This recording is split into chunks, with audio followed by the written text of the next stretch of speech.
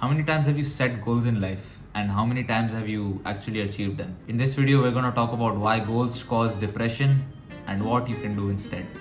Today is 24th June 2022. I've officially made 1 lakh rupees. All right, Shrey, what's your question, my friend?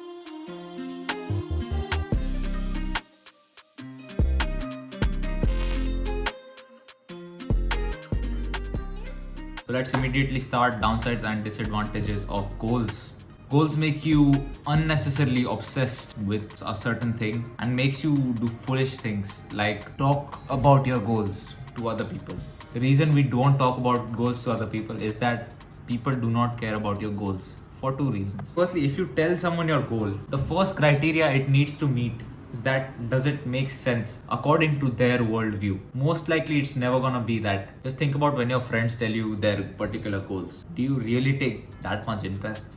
Like, be honest here. Like, are you that noble that you really take that much interest in your friends? No, right? So firstly, no one cares about your goals because it has to fit their worldview in order for them to agree, which it rarely happens. Next is that if they agree with your goal, it means that it's probably too small. The goal you've set is too small for yourself. And if they don't agree with your goal, they'll think that you're crazy. So there's no real point in telling people about your goals. Also, many people have the wrong kind of perspective that achieving your goals will lead to happiness. No, my friend. Going from $999,999 to $1 million is not gonna change a single thing. But you might ask, Shrey, but what if I go from 0 to 1 million? Bro, chill out, man. You're never gonna go from 0 to 100. And we already know that winning the lottery doesn't do anyone good either. And there are reasons why achieving goals won't make you happy. It's because after achieving the goal, you're not gonna know what to do. You'll be lost for a while. And that feeling of being lost is gonna bring back depression in your life. And it ties in with the serendipity principle, which I talked about in another video that I made, where we just have to focus on improving our craft and efficiency, and the results in our life will drip on us like melted chocolate. In other words, instead of prioritizing goals, prioritize efficiency. Also, goals sometimes create frustration as well because the progress in goals is never linear and it's unpredictable as well. So I drew a graph. One sec. Okay, so this is what progress looks like in a realistic scenario. So you start off over here. Progress is super fast in the start, and then as you go up, it slows down. Now, why is this? You might say, Shrey, this is against the rule of exponential growth in life. Bro, chill out. Let me explain first. It's much easier to go from 0 to 1,000 than it is to go from 1,000 to 1,000,000. That's the point that we're explaining with this.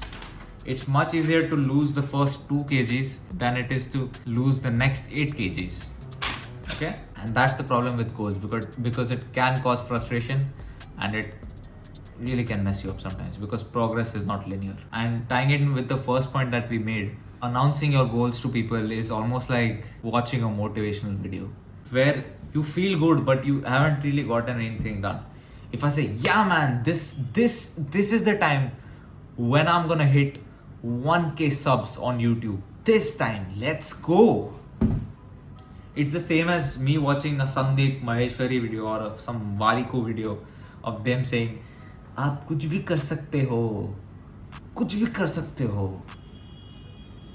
It's the same thing. But in both instances, I didn't get anything done. I just hyped myself up unnecessarily. Okay, Shrey, but without goals, how do I actually stay on track? Like, what's gonna make sure that I'm progressing? I'll tell you. You progress by prioritizing efficiency. I'll give you a few examples. Instead of saying, I want to make 1 lakh per month in the next 3 months, say, how can I sell more products? One is a goal, the other is prioritizing efficiency. In order to sell more products, you need to increase your efficiency. You need to find different ways to do so. You need to either increase the hard work that you're putting in, or you need to increase the efficiency of what you're doing so that you can get more done in the same amount of time. I want to gain 5 kg muscle. Don't say that. Say, I want to gain more muscle. How do I gain more muscle? More is the key. As we discussed, progress is never linear. So as long as you're making progress, it's all good. I need a new friend. Wrong. How do I make more friends? And just defining the goal does not do anything for you. Because when you just define a goal, you're directionless. In all these cases, I want to gain 5 kg muscle. Instead of that, if I say, how can I gain more muscle? Okay, I'll have to think about it. Okay, I'll have to do X, Y, Z. With I want to gain 5 kg muscle. Okay, yeah, wishy-washy, you said it, but what are you gonna do about it? I don't know. Make a roadmap. How can I have more friends? Okay, I do A, B, C, and I should be able to get more friends. Instead of I need a new friend. Oh, I need a new friend. All the disadvantages of goals we have cut out with this new method. This particular method forces you to be in the present and have a growth mindset. It makes you stay in the present because you're only think about what you can do right now. You don't think about what you're doing 3 months, 1 year from now. What can I do right now? How can I be more efficient in whatever it is that I want to do? And this really goes against people who love setting goals and the idea of SMART goals, all that garbage of specific, measurable, attainable, I don't even remember, time bound. Oh man, I hated that concept. Like since the first time I ever heard it, I hated that concept. It just didn't make sense to me. And I'm glad that I've now found an alternative. Also, just how we don't talk about goals to anybody because nobody really cares. You don't talk about your problems too. I've been guilty of this in the past where I've talked to people about my problems. I guess now I need to stop because they can't help you anyways. Share your problems with the people that have two things. They have the desire to help you and they have the capacity and the resources to help you. There's no point if the guy just has the desire to help you and no capacity to do so. And vice versa, like I have the capacity but I don't have a desire to help you. So I won't help you. You need both and share your problems with only these kind of people. Also, one last thing, efficiency is not just progressing.